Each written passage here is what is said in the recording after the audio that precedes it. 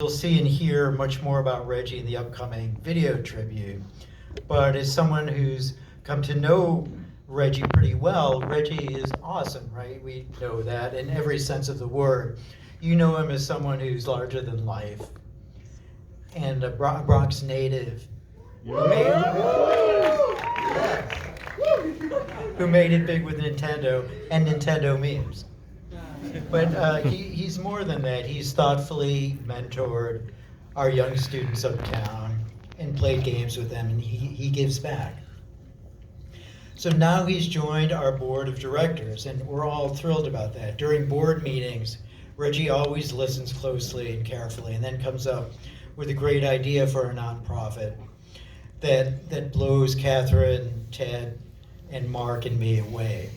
I think the greatest quality about Reggie is, beyond his intelligence and personality, is his big heart.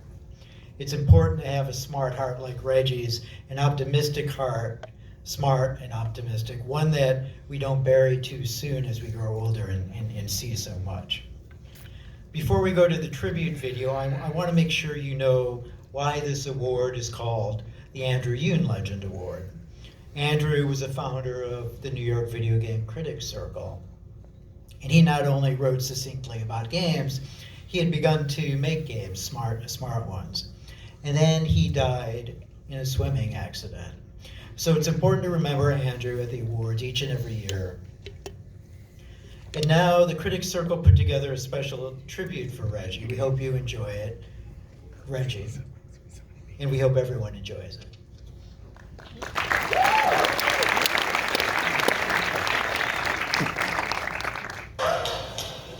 My name is Reggie. I'm about kicking ass, I'm about taking names, and we're about making games.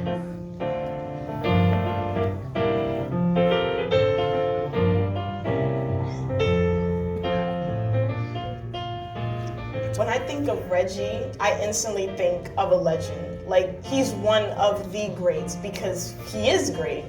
He grew up in the Bronx, just like a lot of us here, and he's been through a lot of the struggles that we've been through. When he came down to my school to play Mario Tennis with us, that was one of the best days of my life because he was more than the president of Nintendo back then. He was a person who really cared about his community. When he came to the DreamYard Prep School, I got to sit right next to him, and even though I was like a little nervous because I admired Reggie like an idol, it felt so comfortable. And I think one of the most important things that Reggie had taught me was that you don't have to feel like you're at work when you're having a job that you love. When I met Reggie that day, he told the story about his first ever appearance at a Nintendo event and how one of the tech managers confused him for a bodyguard that was just sitting there to watch him do his work. Oh, he was there to do something else. He was there to show himself to the world as one of the new major players in Nintendo. He did his job well. So I think all my years of covering video games have been the Reggie years. So it spanned that whole period of time for the most part. When I entered covering video games back around 2005, 2006, when I think about Reggie, it's starting to come into my diction right now. There's that style of presentation where he would be on stage and you have never seen anything like, I'm not going to do any more imitation than that, but he had a style and a presentational approach that was I think we forget how iconic it was. And in that era of E3 and press conferences, we'd all look to it. As an ambassador of gaming, Reggie reminds you why we actually do what we do. And it's about community, and it's about getting together, and it's about enjoying games and having fun. When I first saw him show up on that E3 stage, he looked like my giant uncle who was super excited about everything. And you can't help but smile every time you see Reggie. Just because you know that energy, that enjoyment of video games, you can tell that's a guy who loves what he's doing and he loves sharing that with the world. And it's why we do it. It's why we play games. It's why we get together. It's why we argue about games. It's why we sit together on a couch super late at night, is so we can have fun and share those experiences. And Reggie's just that constant reminder of why we do that. Reggie came into Nintendo at exactly the right time. Right person, right opportunity, right place. I think that everybody in the gaming world, both on the professional end of it, the journalism end of it, and the game fans end of it, they were ready. They were ready for something different, something unexpected. They were ready for a more forceful push and personality from one of the key brands that so many of them had grown up with. And that's exactly what Reggie brought to the table.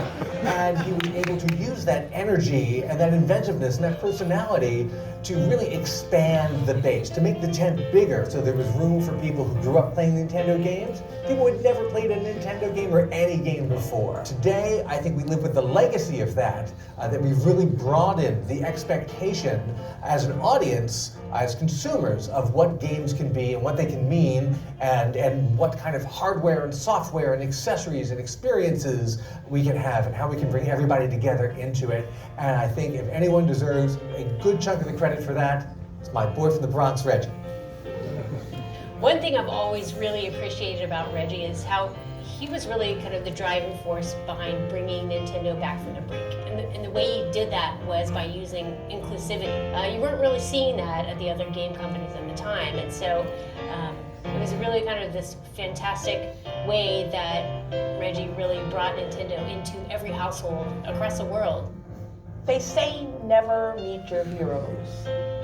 That's not the case with Reggie Fils-Aime. And admittedly, I haven't met him yet, but by the time this airs, I will have hoped to have rectified him. I've seen him. It was at E3 2015. He was coming out of the Nintendo booth, and he just looked like a boss battle because he had two bodyguards with him, and they were just smaller than him, so they were like the two mini bosses. And I was too shook to go and say, hey, you've made such a big impact in my life. When I was thinking that I wanted to be a tech writer, Reggie became that representation for me. He became that thing that I'm like, I want to do this, and I want to play, and I want to support him, and I want to do that because he's there, and that means that maybe one day I can be there, or if not me, somebody that looks like me. He'll never know that, oh, well, he came and he's mentored these kids, or he came and he gave somebody a pep talk, and he really walks it how you talk it. And that's the biggest thing about Reggie Fils-Aime, the legacy that he's built for people that look like me, and that's why he deserves this award 10 times over. When I think about Nintendo, one of the things I love about them is just how weird they are, and Reggie, as the spokesperson, is totally like part of that tradition of weirdness. He's this huge meme man who's like friendly, threatening, talking about some of the most like family-friendly video games out there. When Reggie retired, he had already mentored up in the Bronx at the Dreamyard Prep School. And on the day he retired, I received a note saying, well, Harold, you are partially responsible for my retirement. And I said, what did I do to upset Reggie over the years that he's now retiring? But it really wasn't like that at all. He wanted to spend more time mentoring people. And in fact, in that note to me, he wrote he wanted to spend time sharing my stories to inspire as many people as possible to innovate, disrupt, and achieve. And so you are doing that, Reggie, and thank you so much for all of your work, and thank you for joining the board of the New York Video Game Critics Circle. You are truly a legend, not because of what you say on stage, but because of your heart and your soul. So thank you. So Reggie, I would like to congratulate you for your Legend Award. Congratulations on your Legend Award. One guy from the Bronx to another, congratulations. Congratulations, Reggie, and here's to many more years of gaming. Congratulations, Reggie, on winning the Legend Award. You are a legend. So congratulations, Reggie, on all your work in the industry and all the work that you've done for us in the New York Video Game Critics Circle. You are truly a legend. Thanks, Reggie.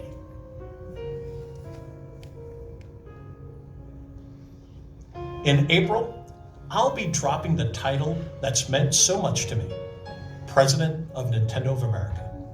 But I'll retain one that means even more, Nintendo fan. From the bottom of my heart, thanks again for everything. You are the best.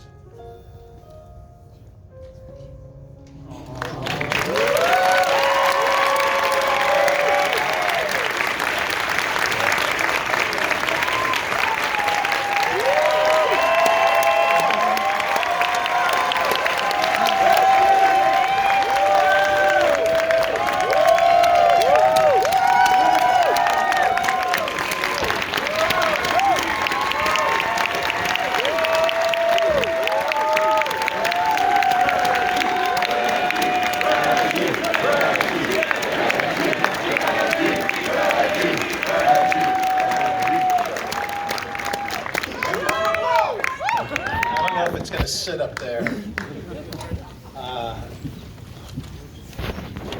So Harold purposefully made sure that I couldn't sneak a peek at that video. He would shoo me away every time I was trying to take a look at it, and now I know why.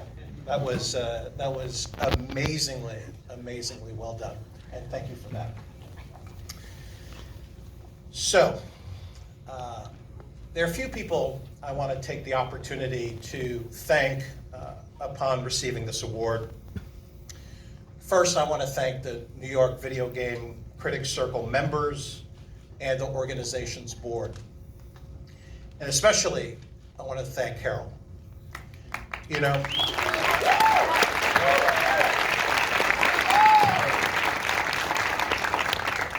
the story that Harold shared, that upon my retirement, I reached out to him and reinforced that for me, a key part of what I am looking to do in this next phase is to give back, to share knowledge, to share perspective, to encourage that next generation.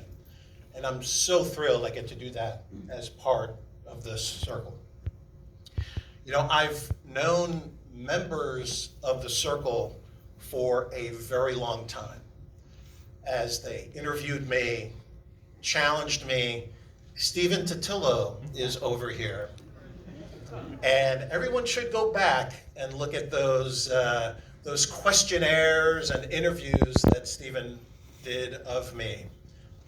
One of the best people ever in this industry, and I'm just so thrilled that you're here tonight during this opportunity.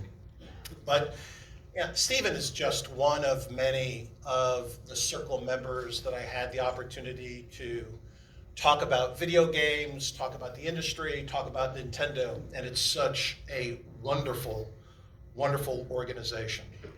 But it's not because of the things that they write, it's the work that they do in the community. Providing opportunities for young people to learn, to challenge themselves, to create opportunities, providing these personal growth opportunities for underserved communities and mentoring a diverse group is just a special commitment. And that's what this organization does. A little while ago, I had the opportunity firsthand to see this up close. I went to the Dreamyard Academy, literally a school about a mile as the bird flies from where my brother and I grew up in the Bronx. And for me, it was looking at these students and telling them they could be me. That with passion, with perseverance, they could be me. And that's the opportunity that the circle creates.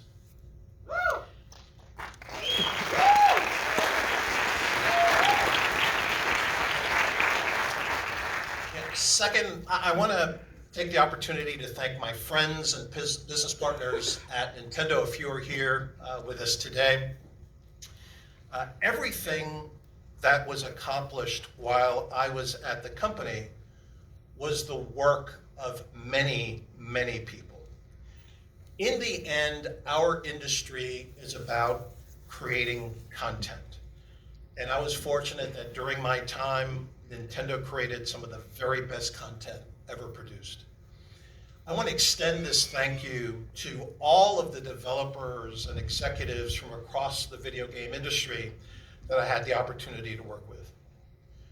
During my time, video games moved to be the biggest form of entertainment, bigger than movies, bigger than music, bigger than television.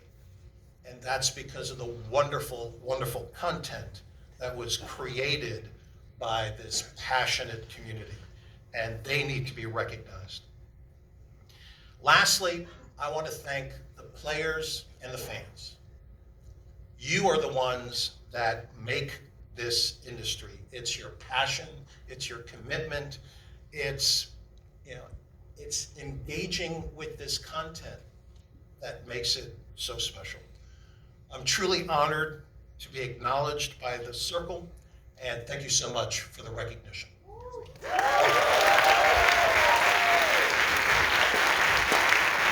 Yes. So we have a little opportunity. So there's so many folks here who want to have selfies and pictures to commemorate this event. So we're going to do something a little special. I'm going to come over here and turn around. So essentially, we're going to do a big group selfie, and hopefully you'll enjoy it. Do we stand up? I'm not sure. Should I say stand up?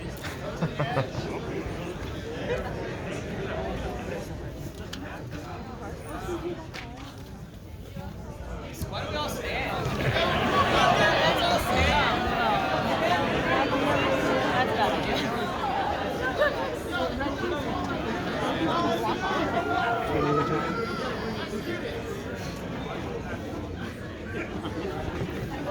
I think I'm in. Thank you so much.